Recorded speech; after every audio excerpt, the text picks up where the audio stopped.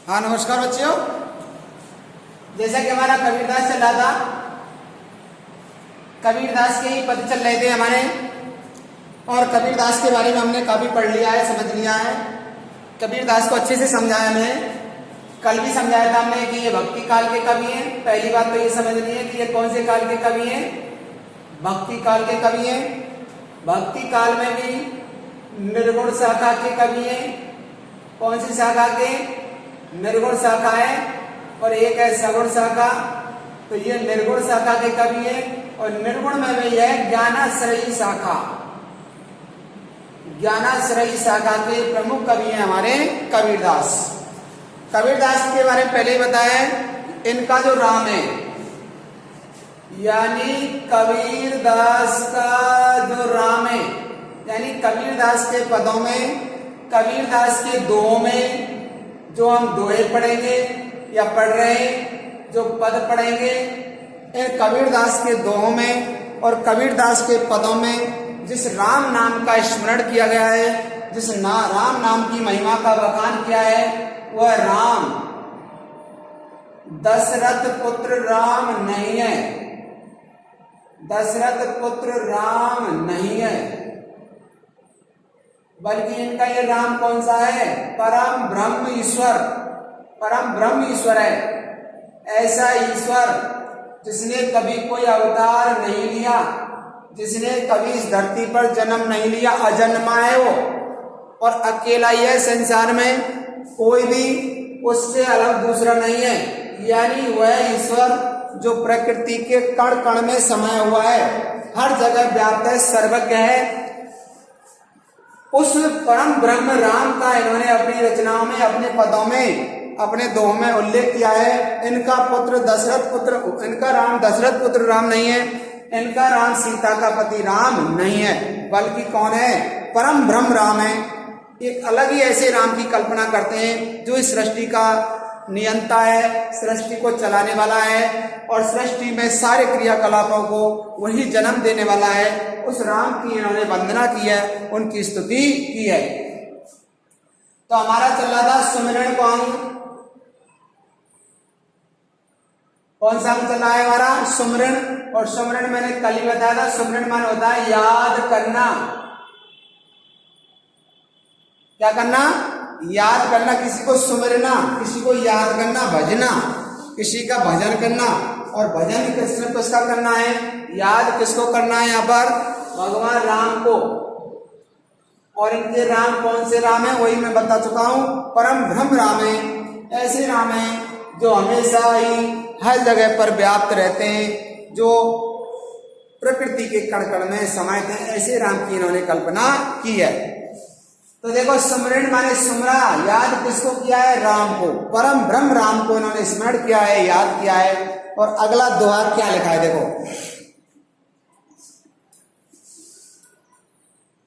कबीर सुमरण सार है और शकल जंजाल। अगला दोहा है, कबीर सुमरण सार है और शकल जंजाल, आदि अंत सब सो दिया दूजा देखो काल। कितना बढ़िया दुआ है। कबीर माने कबीरदास जी कह रहे हैं। कौन कह रहे हैं? कबीरदास जी कह रहे हैं। सुमरण माने याद करना, और यही सार है, यानी यही अच्छी बात है। अच्छी बात क्या है? सार तत्व क्या है? मूल रहस्य क्या है? सार तत्व, अच्छी बात या मूल बात या मूल रहस्य। कबीरदास जी कह रहे हैं कि हमें सुमरण सार है, यानी सुमरना चाहिए, याद करना चाहिए। यही सार तत्व है, यही अच्छी बात है, यही हमारे लिए सार तत्व की बात है, यही मूल बात है। अब किसको सुमरना चाहिए, किसे याद करना चाहिए? यानी राम को, और वही राम परम ब्रह्म राम। तो कबीरदास जी कहते हैं कि हमें श्री राम का स्मरण करते रहना चाहिए, उन्हें याद करते रहना चाहिए। यही सार तत्व है, यानी यही हमारे लिए सार तत्व की बात है, अच्छी बात है। यही, इसी से हमारे लिए परिणाम मिलेगा। और शकल जंजाल, कितनी बढ़िया बात है। जो लोग भगवान राम का नाम स्मरण ना करके किसी दूसरे का स्मरण करते हैं, किसी दूसरे का भजन करते हैं, किसी दूसरे कार्यों में लीन रहते हैं, खोए रहते हैं। और राम को छोड़ करके जो लोग माया में लिपटे रहते हैं, धन में लिपटे रहते हैं, अपने पारिवारिक संबंधों में लिपटे रहते हैं और हमेशा तेरे मेरे की भावना रखते हैं, ये सकल माने संपूर्ण, यानी श्री राम को छोड़ करके जो मनुष्य किसी और का भजन करता है, किसी और को याद करता है, किसी और कार्य में लीन रहता है, सकल माने वो संपूर्ण, सकल माने संपूर्ण, समस्त, ये सब जंजाल है। जंजाल माने जाल है, एक प्रकार से माया का जाल है, या माया जाल लिख लो, माया जाल है, सब जंजाल है। जो मनुष्य, कबीरदास जी कह रहे हैं, जो मनुष्य उस भगवान राम को याद नहीं करता, उसे नहीं सुमिरता, उसका स्मरण नहीं करता, उस भगवान राम का भजन नहीं करता और उसे छोड़ करके किसी और का भजन करता है, किसी और वस्तु को प्राप्त करने की कामना रखता है, किसी और कार्य में लीन रहता है, ये सब कैसा है? जंजाल है, माया का जाल है। तो हमें केवल भगवान राम का ही नाम स्मरण करते रहना चाहिए, और तो सब वस्तु जंजाल है, बेकार है, निस्सार है, और सब बेकार है, सब तुच्छ वस्तुएं। आदि अंत सब सो दिया, दूजा देखो काल। आदि का मतलब होता है प्रारंभ, आदि का मतलब क्या होता है? प्रारंभ, और अंत का मतलब होता है समाप्त हो जाना, खत्म हो जाना। आदि से लेकर के अंत तक, यानी प्रारंभ से लेकर समाप्त तक, अर्थात जन्म से लेकर मृत्यु तक। आदि यानी प्रारंभ, अंत माने समाप्त। और आदि कब होता है मनुष्य का? जब जन्म लेता है, और अंत कब होता है? जब मर जाता है। तो जन्म से लेकर के मृत्यु तक सब सो दिया, सब माने संपूर्ण, सब कुछ सो दिया। सो दिया मतलब होता है शोधना, शोधना, किसी चीज को परिशोधन करना, परिमार्जन करना, उसका शोधन कर देना, उसे अच्छा बनाना। मैंने आदि से अंत तक सब शोध लिया है, सब सुध ले लिया है, सब याद कर लिया है, सब कार्य को कर लिया है। दूजा देखो काल, यानी मैंने तो आदि से अंत तक सो दिया। देखो सो दिया मैंने क्या होता है? शोधना, प्राप्त करना,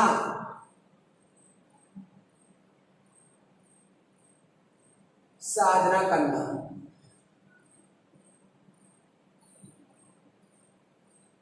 मैंने तो आदि से अंत तक, यानी जन्म से लेकर के मृत्यु तक सब सो दिया है, सब प्रकार से अपना शोधन कर लिया है, अपना परिमार्जन कर लिया है, साधना कर ली है। किसके? भगवान राम के रूप में। मैंने तो जन्म से लेकर के मृत्यु तक, यानी मरने तक मैं तो उसी भगवान राम का नाम स्मरण करूंगा। दूजा देखो काल, और यदि मैं श्री राम को छोड़ करके किसी दूसरे का भजन करता हूँ, किसी दूसरे को स्मरण करता हूँ, किसी माया मोह में फंसता हूँ, माया के जंजाल में फंसता हूँ, तो दूजा देखो काल, तो जब मैं दूसरी वस्तु की तरफ मेरा मुंह मुड़ जाएगा, रुक हो जाएगा, तो मुझे क्या दिखाई देगा? काल। काल माने मृत्यु। निश्चित है मैं मृत्यु के पास पहुंच जाऊंगा, अर्थात अब मेरी मृत्यु निश्चित होगी। अर्थात मृत्यु तो सबकी होती है, लेकिन ऐसा आदमी जिसने जन्म से लेकर के मृत्यु तक कुछ नहीं किया, संसार में भले कर्म नहीं किए, जैसा जन्म लिया वैसा ही चला गया, जिसका नाम लेने वाला कोई नहीं होता। क्यों? क्योंकि उसने कोई अच्छा कर्म किया ही नहीं, और अच्छे कार्यों के द्वारा ही मनुष्य लोगों को याद किया जाता है, महान पुरुष कहलाते हैं। तो वह मनुष्य अंत समय में काल के ग्रास में समा जाता है, अंत समय में मृत्यु को प्राप्त हो जाता है। जो मनुष्य, कहता है कबीरदास जी, कि जो मनुष्य भगवान राम के नाम को छोड़ करके, भगवान राम को छोड़ करके किसी और दूसरे को भजता है, किसी और दूसरे को याद करता है, निश्चित ही वह काल के ग्रास में समा जाता है। इसलिए मनुष्य को आदि से लेकर के अंत तक, जन्म से लेकर मृत्यु तक भगवान का ही स्मरण करना चाहिए, भगवान राम को ही स्मरना चाहिए। नहीं तो मनुष्य को निश्चित ही काल के ग्रास में समाना पड़ेगा, मृत्यु को प्राप्त होना पड़ेगा। दूसरा दुआ देखो, चिंता तो हरि नाम की और न चिंता दास, जे कुछ चित भई राम मेरे सोई काल के पास। कितने बढ़िया बात है। चिंता माने चिंता, फिक्र तो माने तो हरि नाम की। कबीरदास जी कह रहे हैं यदि मुझे चिंता है, मुझे फिक्र है, तो किस बात की है?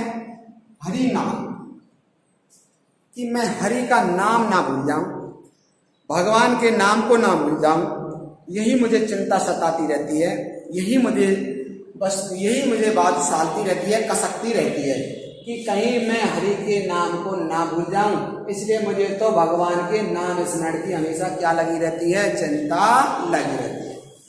और न चिंता दास, और माने में और कोई चिंता का ना माने नहीं, चिंता माने चिंता का, दास माने सेवक।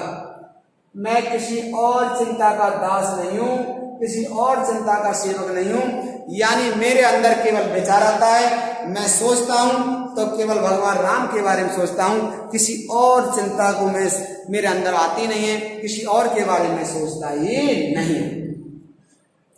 जे कुछ चितवई राम मैंने सोई काल के पास, जे कुछ जो माने जे माने जो कुछ माने कुछ, चितवई माने चिंतन करता है राम बिन, राम के बगैर, यानी राम से हट करके, राम के बगैर, राम से परे जा करके, बिन माने बिना, परे जा करके, दूर जा करके, जे कुछ चितवई राम बिन, यानी राम के बगैर जो भी मन में चित्त में कुछ भी आता है, सोई काल को पास। सोई माने वही,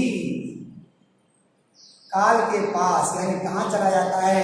काल के मुंह में समा जाता है, उसे ही काल यानी मृत्यु आ जाती है। इसलिए कबीरदास जी कह रहे हैं मुझे तो केवल चिंता है तो भगवान राम के नाम स्मरण करने की है, कहीं भगवान राम का नाम मैं भूल ना जाऊं। और न चिंता दास, मैं किसी और चिंता का दास नहीं हूं, मैं और चिंता का सेवक नहीं हूं, अर्थात मुझे और कोई चिंता सताती ही नहीं है। जी कुछ चितवई राम में, और जो भी कुछ चिंता मेरे राम के बगैर जिसके मन में आती है, जो राम से हटकर के किसी दूसरे के बारे में सोचता है, सोई काल का पास, तो उसे काल के पास जाना होता है, अर्थात उसे मरना ही होता है। आगे क्या कह रहा है देखो, पंच संगी पिप पिप करे छठा जो सुमरे मन, आई सूक्त कबीर की पाया राम रतन। कितना बढ़िया दुआ है। पंच संगी यानी पांच, संगी माने साथी, पंच माने पांच,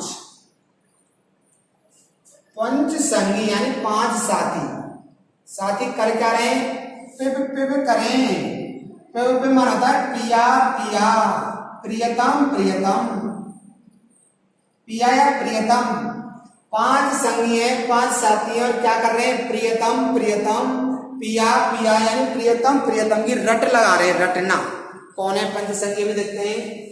छठा जो सुमरे मन, और पांच साथियों के अलावा एक और है छठा, जो माने जो, सुमरे माने सुमरता है, स्मरण करता है, और छठवा कौन दे रखा है? मन। छठा कौन है? मन का मतलब मन। तो देखो पांच संगी कौन है? संगी माने साथी, पांच संगी कौन है? तो ये जो हमारा शरीर है ना, शरीर, ये शरीर पंच भौतिक पदार्थों से बना है। कितने पदार्थों से बना है? पंच भौतिक पदार्थों से बना है।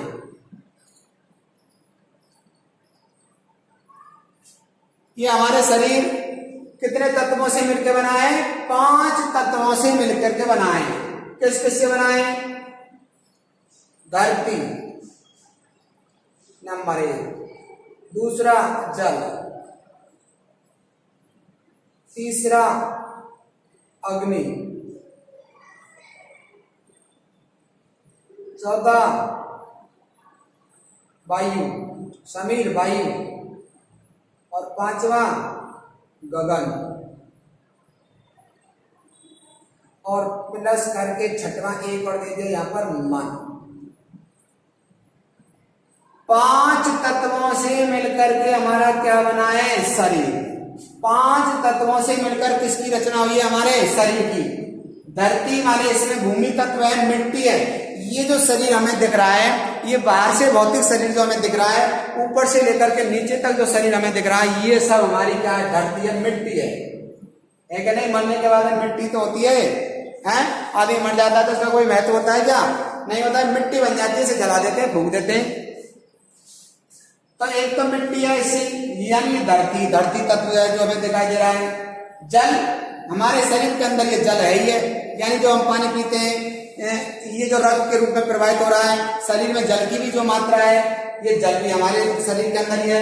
और अग्नि माने की तपन यानी ऊष्मा, निश्चित ही तुम देख लो, जैसे मनुष्य के शरीर का तापमान 97 डिग्री रहता है, 97 डिग्री फ़ारेनहाइट रहता है, और इससे ज्यादा हो जाता तो कहते हैं बुखार आ गया, कभी कम हो गया। तो इस प्रकार से शरीर का तापमान बना रहता है। ये क्या है हमारे शरीर में? अग्नि तत्व है, यानी निश्चित मात्रा में हमारा शरीर ऊष्मित रहता है, गर्म रहता है, और आदि जब मर जाता है तो ये अग्नि तत्व निकल जाता है, आदि बिल्कुल ठंडा पड़ जाता है। तो ये कैसे है?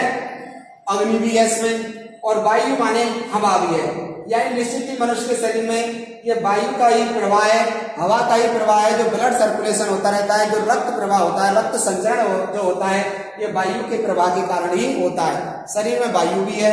और गगन माने होता है आकाश, ये आकाश तत्व भी मनुष्य के शरीर में, शून्य तत्व भी ये विराजमान है। आकाश यानी कि शून्य तत्व भी मनुष्य के अंदर विराजमान है। और छठवां दे दिया हमारे मन। तो पांचों संगी पे करें, ये पांचों संगी माने मनुष्य का शरीर, 5 संगी हो गए, और 5 संगी किसमें मिलकर के बने? हमारे शरीर को ही मिला इन सबसे मिलकर के हमारे शरीर की रचना हुई है। और ये प्रियतम कर रहे हैं। छठा जो सुमरे मन, और छठा माने जो छठवा है, जू माने जो सुमरे माने स्मरण करता है, मन माने मन को। तो देखो क्या कर रहा है? आई सूत कबीर की पाया राम रतन। आई माने आ गई है, सूत माने सूत याद, कबीर की माने कबीर की माने को बता रहा है, कबीर को, यानी कबीर को याद आ गई है। इसकी पाया राम रतन, मैंने राम रूपी रतन धन की क्या कर ली है? प्राप्ति कर ली है। पाया माने प्राप्त कर लिया है राम रूपी रतन धन, मुझे राम रूपी रतन धन की प्राप्ति हुई है। अब मुझे संसार में मुझे सुध आ गई, मुझे याद आ गई, अरे मेरे 5 संगी जन पंच भौतिक पदार्थों से मिलकर के मेरा शरीर बना है। ये पंच भौतिक जो तत्व है ये मिलकर के प्रियतम की रट लगाते हैं। और ये प्रियतम कौन है? और छठवां मन, ये 6 तत्व कौन है? ये किसकी रट लगा रहे हैं? ईश्वर की रट लगा रहे हैं, क्योंकि मुझे ईश्वर की याद आ गई है, मैंने उसका ज्ञान प्राप्त कर लिया है, इसलिए मुझे राम रूपी रतन धन की क्या हो गई है? प्राप्ति हो गई है। देखो अगले द्वय में क्या दे रखा है? मेरा मन सुमरे राम को, मेरा मन रामई आई, अब मन रामई गहरा शीश नवाबो काई। कितनी बढ़िया बात है। मेरा मन सुमरे राम को, मेरा माने मेरा, मन माने मन, सुमरे माने याद करता है, राम को माने राम को। मेरा मन किसे याद करता है? राम को। मेरा मन राम ही आई, और मेरा मन किस पर आ गया है? मेरा मन किस में रम गया है? राम ही माने राम में। मैं मन से किसको स्मरण करता हूँ, याद करता हूँ? भगवान राम को। कारण क्या बता रहा है? मेरा मन राम ही है। अरे मेरा मन राम पे आ गया है, मेरा जो मन है किस में रम गया है? राम में रम गया है। जिसको जो वस्तु अच्छी लगती है, जिसको जो मनुष्य अच्छा लगता है, उसे बार बार याद करता है, बार बार याद करता है, याद करता ही जाता है, याद करता ही जाता है, बार बार याद करता है। तो मेरा मन किसे याद कर रहा है? राम को, क्योंकि मेरा मन किस में रम गया है? राम में। मेरा मन किस पर आ गया? आई माने आ गया है, किस पर आ गया है? राम पर आ गया है। अर्थात मैं राम से प्रेम करने लगा हूँ, और जब मैं राम से प्रेम कर रहा हूँ तो निश्चित ही मैं राम की रटना लगाए रह रहा हूँ, राम राम करता रहता हूँ, हमेशा राम का भजन करता रहता हूँ। अब मन राम ही बहरा, अब जो मेरा मन है राम ही बहरा, राम ही माने राम में, बहरा, बहरा माने बहा जा रहा है, राम के नाम के साथ बहा जा रहा है। जिधर भगवान जाता है, जिधर भी भगवान मुझे नजर आता है, मैं बहा जा रहा हूँ, मैं भगा जा रहा हूँ, मैं दौड़ा जा रहा हूँ उसके पीछे पीछे। अब मन राम ही बह रहा, अब मेरा मन राम के साथ में बह रहा है। शीश नवाबों का ही, अब मैं अपना शीश माने सिर, शीश माने सिर, नवाबों माने नवाऊं, झुकाऊं, झुकाना, नवाओ माने नवाना, झुकाना, काई माने किसको? अरे मेरा जो मन है वो तो राम में रंग गया है, मुझे राम अच्छे लगते हैं, राम प्यारे लगते हैं। अब मैं किसके सामने अपना शीश झुकाऊं? अब मैं किसी दूसरे के सामने शीश नहीं झुका सकता। अब मुझे किसी का कोई खौफ नहीं है, कोई डर नहीं है, कोई भय नहीं है। अब मेरा मन राम में बह रहा, राम के रंग में बह गया है, राम के कार्यों में बह गया है, राम के कार्य में लीन हो गया है। शीश नवाब काहे? अब मैं किसके सामने शीश नवाऊं? मेरा मन राम को ही सिमटता है, राम को ही याद करता है, क्योंकि मुझे राम ही अच्छे लगते हैं और राम अच्छे के लगने के कारण मेरा मन राम के रूप में ही बह गया है, राम के साथ ही लग गया है। शीश नवाब काहे? अब मैं किसी के सामने अपना सर नहीं झुका सकता। अर्थात मैं तो संपूर्ण रूप से अपने मन से, अपने हार्दिक इच्छा है कि मैं हमेशा ही भगवान श्री राम के कार्यों में लीन रहूं। धन्यवाद बच्चे।